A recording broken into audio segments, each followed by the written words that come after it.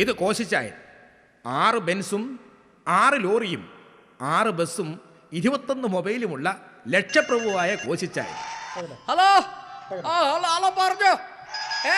അയ്യോ ഇതുവരെ നിങ്ങൾ സിമെന്റ് വണ്ടിനെ കൊണ്ട് വിട്ടില്ലേ? അയ്യോ ഒരു മിനിറ്റ് ഹലോ അയ്യോ അച്ഛ നിങ്ങൾ എന്താണ് പറയണത്? എനിക്കിവിടെ നിന്നൊരു സമയമില്ല. നിങ്ങൾ എന്താണ് വേറെ ഒരു മിനിറ്റ്. ഹലോ അതല്ലോ അതെ കോശിച്ചായൻ.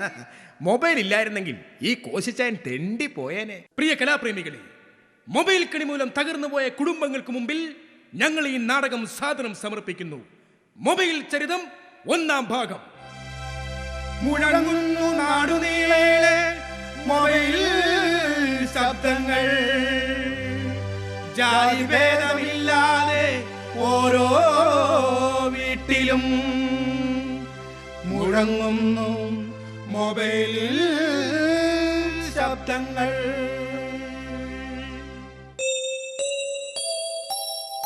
എന്റെ കസ്റ്റമർ കെയർ ഭഗവതി രക്ഷിക്കണേ. കളർ ഡിസ്പ്ലേ തെളിഞ്ഞിട്ടും സ്ക്രീൻ സേവറിൽ സൂര്യൻ ഉദിച്ചിട്ടും ഈ വീട്ടിൽ ഒരു സെറ്റും ഓണായില്ല. ഈശ്വര, ഇന്നും പത്രത്തിൽ കിടക്കുന്നു 15 രൂപയ്ക്കും റിലയൻസിന്റെ ടോപ്പ് അപ്പ് കാർഡ് കിട്ടുമെന്ന്. ഈ അവസ്ഥ തുറന്നു പോകുകയാണെങ്കിൽ ഈ BSNL തറവാട് തകർന്നു പോകുമല്ലോ.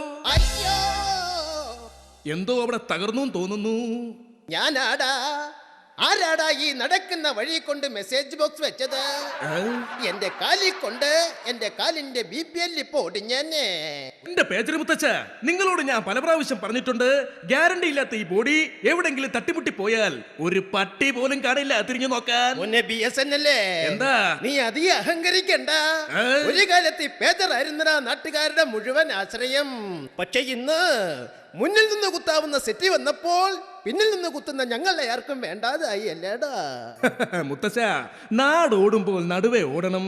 ശരിയാ മോനെ, ഇതിന്റെയൊക്കെ ബില്ല് വരുമ്പോൾ നാട്ടുകാരൻ നടുവൊടിഞ്ഞ് വീഴാതെ നോക്കണം. ബൈ ദ ബൈ, ഇന്നലെ റേഞ്ച് കിട്ടാനായി ഓടിത്തളർന്ന് വന്നു കിടന്ന മോട്ടോറോള മോൾ ടോക്കിംഗ് എല്ലാം അടിച്ചിട്ടും ഇതുവരെ എണീറ്റില്ല. മോനെ, നിന്റെ മോളെ കുറിച്ച് എനിക്കൊന്ന് പറയാനുണ്ട്. എന്താ മുത്തച്ഛ?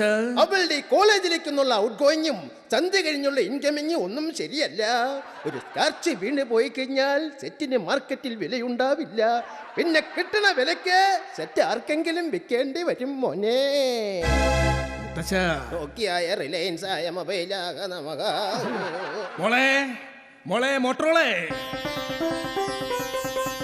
അച്ഛൻ എന്നെ കോൾ ചെയ്തിരുന്നോ? അച്ഛന്റെ തൊണ്ടയിലെ റിംഗ് ടോൺ ഹൈ വോളിയത്തിലിട്ട് വിളിച്ചിരുന്നു.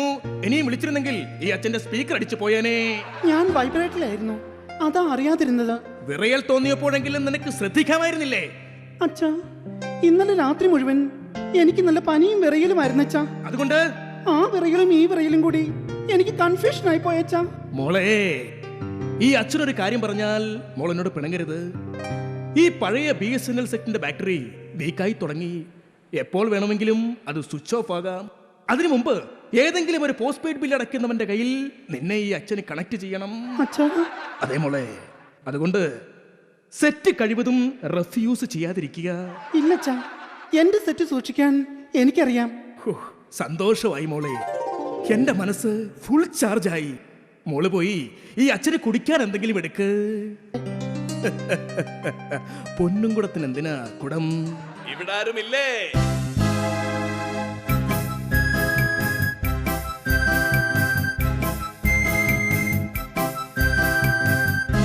ആരാ? ഇതല്ലേ ഈ BSNL തറവാട്? നീ ആരാ? ഞാൻ Tata. Okay, bye bye, see you. പരിഹസിക്കുകയാണോ? ഞാൻ പുതുമുഖ തറവാട്ടിലെ ഏറ്റവും ഇളയ സന്തതി ടാറ്റ ഇൻഡിക്കോം. ഓർമ്മയുണ്ടോ? ഉണ്ട്.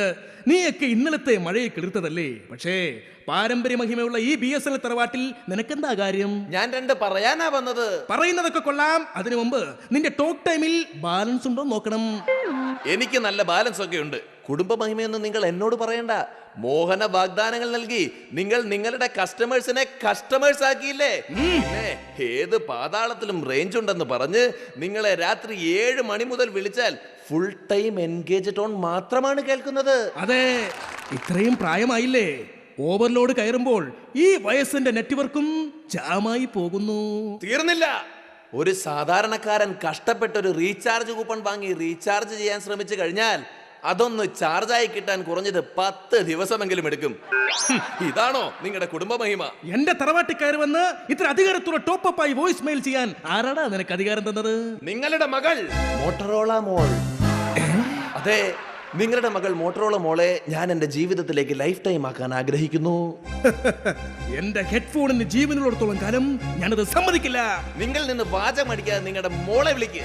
മോളെ മോളെ മോട്ട മോളെ. എന്താ അച്ഛാ? അയ്യോ ടോക്കിട്ടൻ. നിങ്ങൾ തമ്മിൽ? അതെ അച്ഛാ, അച്ഛൻ കേട്ട മെസ്സേജുകളെല്ലാം ശരിയാണ്. മോളെ, എന്റെ ഇൻബോക്സിൽ കിടന്ന് നീറുന്ന ഒരു SMS എനിക്ക് അച്ഛനോട് പറയാനുണ്ട്. എന്താണത്? മാസങ്ങൾക്ക് മുമ്പ് ഒരു മൊബൈൽ ടവറിന്റെ കോർണറിൽ ഞങ്ങൾ മൊബൈൽ ടു മൊബൈൽ സാക്ഷിയാക്കി ബാറ്ററി കൈമാറി അച്ഛാ, ബാറ്ററി കൈമാറി. മാത്രവുമല്ല എന്റെ മദർ ബോർഡിൽ അദ്ദേഹത്തിന്റെ ഒരു ഹച്ച് വളരുന്നുണ്ട് അച്ഛാ. മോളെ,